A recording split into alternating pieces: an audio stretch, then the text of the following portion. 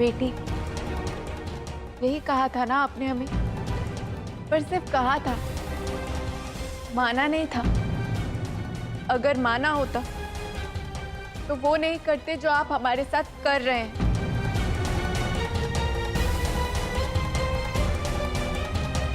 तुम कहना क्या चाहती हो? वही जो आप जानबूझकर सुनना नहीं चाहते। सालों तप किए, माथे रगड़े मंदिरों में एक बेटी की चाह के लिए। अफसोस, एक बेटी के पिता तो बन गए, पर एक पिता होने का धर्म नहीं निभा पाए। मन्नतें मांगते रहे हम राम जी से, एक बार आप हमें अपनी बेटी मान ले। बरसों लग गए आपके मुंह से बेटी शब्द सुनने के लिए, और आज एक पल में आपने हमें हमारी औकात दिखा दी। फिर से बना दिया हमें काला टीका।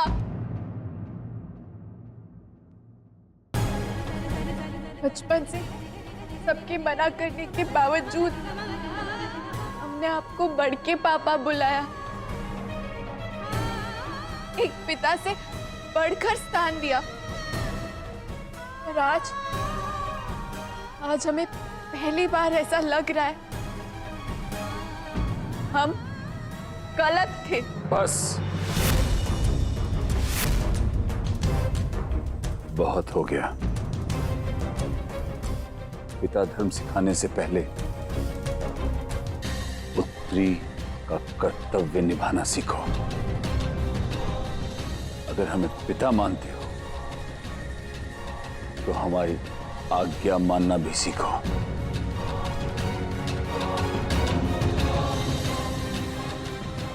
क्या कुछ नहीं किया हमने तुम्हारे लिए? बोलो, क्या नहीं किया? जमीन में गाड़ दी गई थी तुम, हमने तुम्हें जमीन में से खोद के बाहर निकाला, तुम्हारी जान बख्शी। हाँ, ये सच है कि आपने हमें एक नई जिंदगी दी, पर किस काम की वो जिंदगी जब उस पर खुद का अपना कोई हक ही ना हो। आप हमें वहां से बाहर निकाल कर लाए अपने अंधविश्वास के चलते।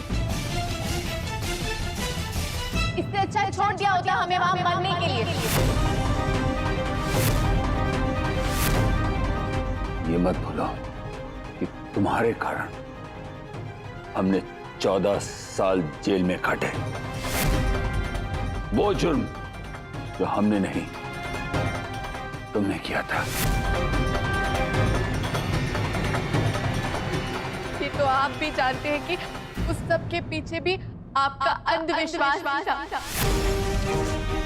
ये बात तुम माँ बेटी का प्रेम देख के हमरा आँख भर आया।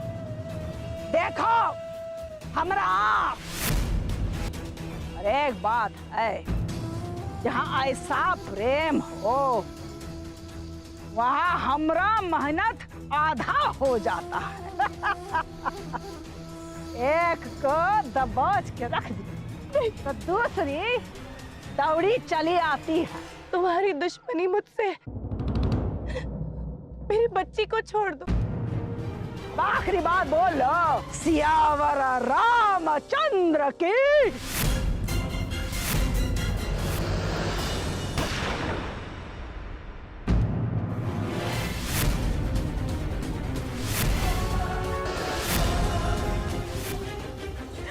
बस बहुत हो गया कल्याणी, तेरे पाप का घड़ा भर चुका है और ये तेरा अंत है।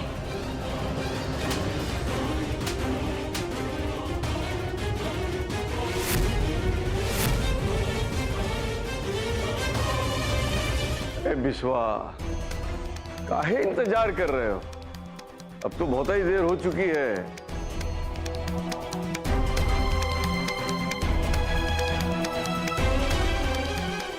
अब वो नहीं आने वाली। वो आएगी, वो जरूर रहेगी।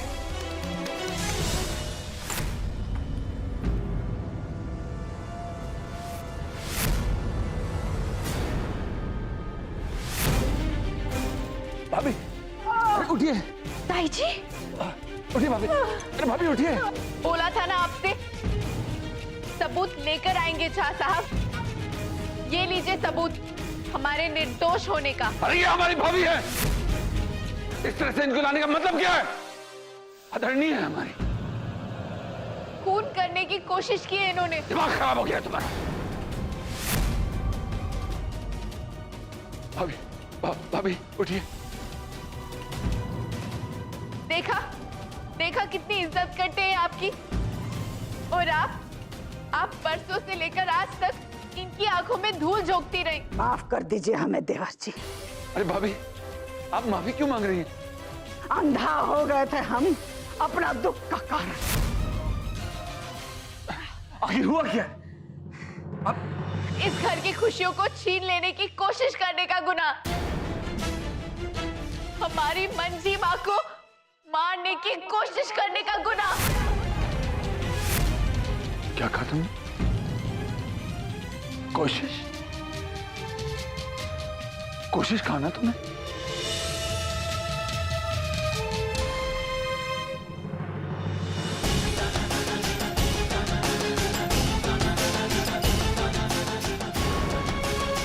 राम जी अपने भक्तों की हमेशा रक्षा करते। वो कभी भी अपने भक्तों के साथ कुछ बुरा नहीं होने दे सकते। वो देखिए,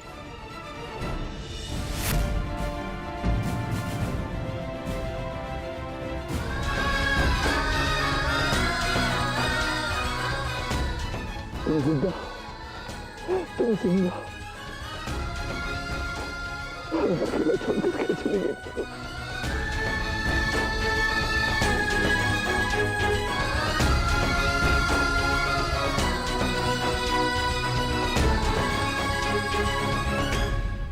जी, जाके पूजा की थाल लेके आई।